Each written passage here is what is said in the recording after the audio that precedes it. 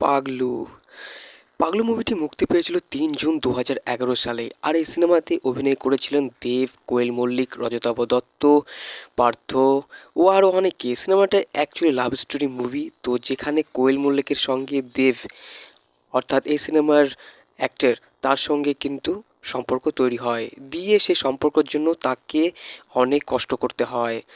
তো আমি গল্প অবশ্যই শোনাবো, তার আগে এই সিনেমার কিছু তথ্য আপনাদেরকে দিয়ে দিই। এই সিনেমাটা পরিচালনা করেছিলেন রাজীব এবং এই সিনেমার সঙ্গীত দিয়েছিলেন জিৎ গাঙ্গুলি। এই সিনেমাটার স্ক্রিন প্লে করেছিলেন এন.কে সলিল। এই সিনেমাটির বাজেট ছিল ৫ কোটি টাকা মতো, আর সিনেমাটার বক্স অফিস কালেকশন হচ্ছে ৯ কোটি প্লাস।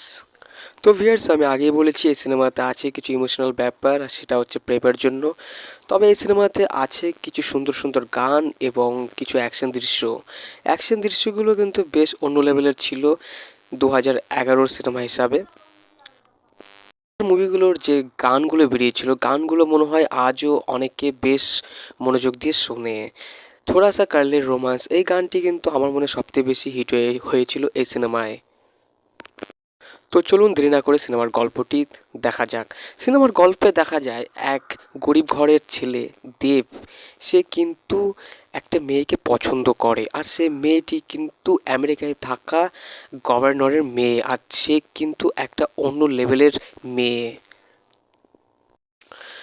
তো সেই মেয়েটির নাম হচ্ছে রিমি, যার নাম হচ্ছে কোয়েল মল্লিক।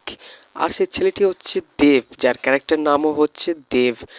তো রিমি সে কিন্তু কলকাতায় চলে আসে তার দেশকে চিনতে জানতে, আর সেখানেই তার সঙ্গে দেখা হয় দেবের, অর্থাৎ এই সিনেমার ক্যারেক্টারের। দিয়ে তাদের দুজনের মধ্যে কিন্তু একটা মোটামুটি একটা সুসম্পর্ক তৈরি হয়, কিন্তু রিমিকে পাওয়ার জন্য অন্য একটা ছেলে সে কিন্তু অনেক চেষ্টা করে।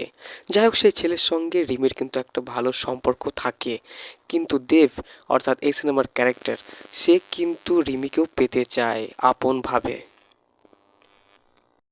তো রিমি একটা কলেজে পড়ে, আর তার পাশের কলেজে পড়ে হচ্ছে দেব। দেবের কিছু ছেলে মেয়ে নিয়ে একটা গ্যাং থাকে। অন্যদিকে রিমিকে ওরই কলেজের একজন পছন্দ করে, তারও কিন্তু একটা গ্যাং থাকে। তো দুই গ্যাংয়ের মধ্যে কিন্তু একটা ঝামেলা অশান্তি লেগেই থাকে। তো দেবের কিন্তু টার্গেট থাকে রিমি। রিমিকে সে কোনোভাবে পেতে চায়, তাকে সে খুব ভালোবেসে ফেলে।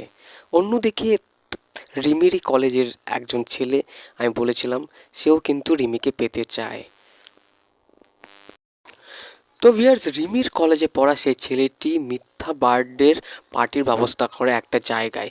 সেখানে রিমিকেও ইনভাইট করা হয়, মানে নেমন্তন্ন করা হয়, আর সেও কিন্তু সেখানে হাজির হয়। দিয়ে সেখানে রিমির সেই ছেলেদের প্রতি একটা আলাদা রকম অনুভূতি মনে হয়। সে ভাবে যে এখানে কোনো ভুলভাল হতে পারে, দিয়ে সে সেখান থেকে কিন্তু চলে আসতে থাকে দৌড়ে। দিয়ে রাস্তায় দেখে দেব তার বন্ধুদের সঙ্গে ক্রাম খেলছে, সেখানে রিমি চলে আসে, দিয়ে দেব কিন্তু তাদের হাত থেকে রিমিকে বাঁচিয়ে তোলে। আর রিমির মনে কিন্তু দেবের জন্য একটা আলাদা জায়গা তৈরি হয়। সবই ঠিকঠাক আছে, কিন্তু ব্যাপারটা হচ্ছে রিমি আমেরিকার গভর্নরের মেয়ে, সে অনেক বড় ঘরের মেয়ে। আর অন্যদিকে কলকাতায় থাকা একটা ছোট্ট ঘরের ছেলে হচ্ছে দেব।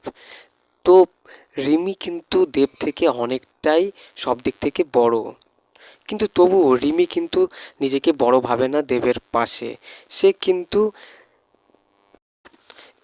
দেবকেও ধীরে ধীরে পেতে চায় এবং তারা দুজন কিন্তু এক হয়ে যায়। দিয়ে রিমির বাবা সে কিন্তু আমেরিকা থেকে চলে আসে, আর সে সোজা চলে আসে তার ওই মেয়ের বয়ফ্রেন্ডকে দেখতে। তো দুজনের মধ্যে কথা হয়, দিয়ে সেই লোক অর্থাৎ রজতাভ দত্ত সে কিন্তু দেবকে কিছু বলে ওখান থেকে বেরিয়ে যায়। দেবকে বলেছিল যে তাদের বাড়িতে আসতে। তো দেব অন্যদিকে খুশি থাকে, অন্যদিকে রিমিও খুশি থাকে।